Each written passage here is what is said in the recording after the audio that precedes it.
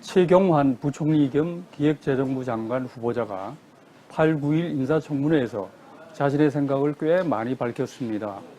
경제 현실을 진단하고 어떤 정책을 펼지 얼개를 선보였습니다. 최 후보자 발언을 보면서 걱정도 되고 좀 기대도 됩니다. 굳이 전체적으로 보자면 걱정 부분이 훨씬 더 큽니다. 기자의 직업병 탓인지는 모르겠지만요. 먼저 걱정되는 대목입니다. 최 후보자는 지금 경제 상황을 두고 저성장과 저물가, 과도한 경상수지 등으로 한국 경제의 균형이 무너지고 있다. 이는 일본의 잃어버린 20년이 진행되는 과정에서 전형적으로 나타났던 현상이다. 우리 경제가 수년째 저성장의 늪에 빠져 있다는 말을 했습니다. 상당히 비관적이죠. 그런데 이런 인식에 문제가 있다고 생각합니다. 진단이 잘못되면 처방이 잘못될 수 있기 때문입니다.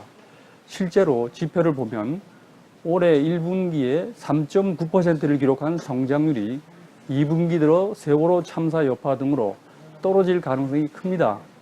그렇지만 저성장의 늪에 빠져 있다는 따위의 최 후보자 인식과는 거리가 있습니다. 이주열 한국은행 총재도 10일 기자간담회에서 지금으로서는 국내 경제가 일본의 잃어버린 20년과 비슷한 상황으로 빠져들 가능성은 낮다는 게 일반적 평가라고 했습니다. 최 후보자가 과거 고도성장기의 잣대를 버리지 못하고 있는 건 아닐까요? 그는 이런 진단을 바탕으로 가능한 모든 정책 수단을 동원해 경제의 역동성을 회복하겠다고 말했습니다. 그러면서 부동산 대출 규제를 풀 뜻을 밝혔습니다. 이는 한겨레 신문이 여러 차례 지적했듯이 가계부채가 1,000조 원을 넘는 상황에서 위험하다고 봅니다. 왜 최 후보자가 이러는지 모르지는 않습니다. 주택시장 특성상 다른 산업과의 연관 효과와 고용 유발 효과가 큰 데다 주택가격 상승에 따른 소비 증대도 기대할 수 있어서지요. 하지만 이는 희망사항에 그칠 공산이 짙습니다. 경기 부양을 검토할 시점이긴 하지만 주택시장을 마중물로 삼는 것은 말리고 싶습니다. 최 후보자는 규제 완화도 강조했습니다. 자칫 옥석을 가리지 않은 채 기업 민원을 들어주는 식으로 진행되지 않을지 걱정됩니다. 반면 세수 부족 문제를 풀 방안과 경제 민주화를 되살릴 뚜렷한 방안은 내놓지 않았습니다. 이제는 기대되는 대목입니다.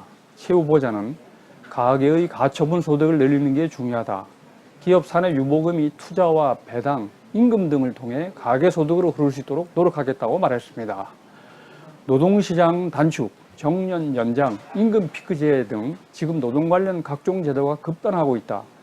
어떻게 하든지 대화 채널을 복원해서 노사정 간의 해법을 찾는 게 굉장히 중요하다.